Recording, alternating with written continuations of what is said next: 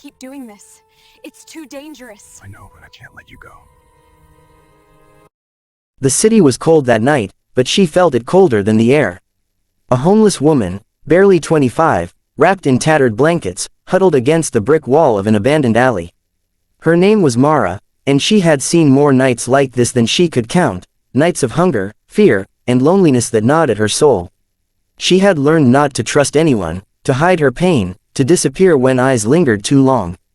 And yet, there was a quiet dignity in her, a fire no hardship could extinguish. Far above the city, on the rugged mountains surrounding the town, lived a man known simply as Garen. A mountain man by life and choice, he had carved a world out of rocks, trees, and solitude. He was feared by some, respected by many, and lonely beyond comprehension. His life was his own, unshared and disciplined, yet a gnawing emptiness persisted, one he had long learned to ignore. Their worlds collided when Garen ventured into the city to trade supplies, his presence massive, commanding attention even in the crowded streets. He noticed her immediately, the contrast of her frail frame against the harsh city, the way her eyes met his for just a fraction of a second before darting away. He stopped, captivated by something he couldn't name. Something human, something alive. "Can I buy you?" he asked quietly, not as a challenge, not as a demand, but as a question that carried an unusual gentleness, a curiosity untainted by malice. Mara froze. Every instinct screamed to flee, yet the timbre of his voice held no threat, only a strange gravity. Her reply was instinctive, her voice steady despite the tremor in her chest. "You can't buy me." "No one can." Garen's eyes softened, something in him shifting, unraveling. He had expected fear, submission, bargaining, but not defiance. Not truth, not the courage of someone who had survived storms he could not imagine. "Then let me give you a choice," he said, his voice barely above a whisper, "to come with me, where no one will harm you, and no one will control you. Just freedom." Mara's heart clenched. She had lived her life hiding, avoiding the weight of attachments, yet something in his offer awakened a curiosity she hadn't allowed herself to feel in years. Could she trust someone after all this time? The mountain man's gaze was steady, patient, and, for reasons she couldn't explain, it called to something buried deep within her. The first days were tentative. Mara followed Garen up the steep paths into the mountains, the city's chaos giving way to towering pines and cascading streams.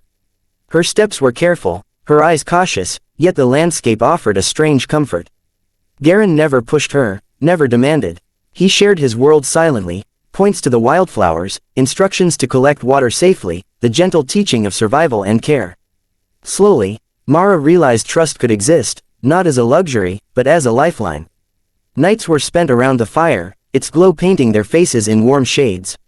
Words were few at first, glances filled the space where sentences might have been. Mara found herself drawn not just to his strength, but to the vulnerability he rarely showed, the quiet ache behind his rugged exterior. Garen, in turn, began to understand her as more than someone to protect. He recognized her defiance, her intelligence, the subtle humor in the corners of her lips. A connection grew, fragile and tentative, yet undeniable, a bond forged from shared silence, mutual respect, and the recognition of scars invisible to the world. By the third week, the walls Mara had built around her heart began to crumble. She found herself laughing, opening up about her past, allowing herself to hope. Garen listened, never judging, never interrupting, his presence a steady reassurance that she was not alone, and in those moments, they discovered something neither had anticipated. Love, not born of convenience or wealth, but of understanding, patience, and quiet devotion. Their relationship deepened over months. Mara learned to ride along the mountain trails, Garen showing her hidden paths, the secret groves where wild berries grew, and the overlooks where the sunset made the valleys glow. They shared the mundane and the extraordinary, the silence of dawn, the thrill of a sudden storm, the taste of freshly caught trout by the river. Every experience stitched them closer, the fragile threads of her trust weaving into the unyielding strength of his protection. And then came the night that changed everything. Mara fell ill suddenly, a fever that left her shivering violently.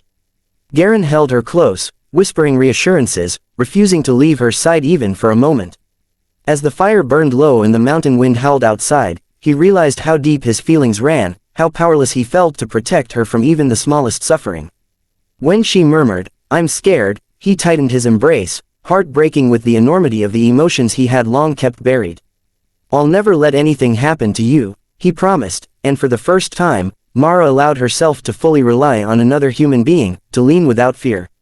By the 6th episode, the bond between them was unshakable. Mara had discovered her strength, not alone, but with Garen by her side. He had learned to love, to surrender, to cherish someone beyond the solitude he had once revered. Together, they had forged a life on the mountain, not perfect, but real, not without fear, but filled with courage, not free of the past, but brimming with hope. And in the quiet moments, as the wind whispered through the trees and stars sparkled above, Mara and Garen realized that love, true and enduring, had arrived, not through gold, not through force, but through understanding, trust, and the courage to see someone else's worth even when the world had forgotten it.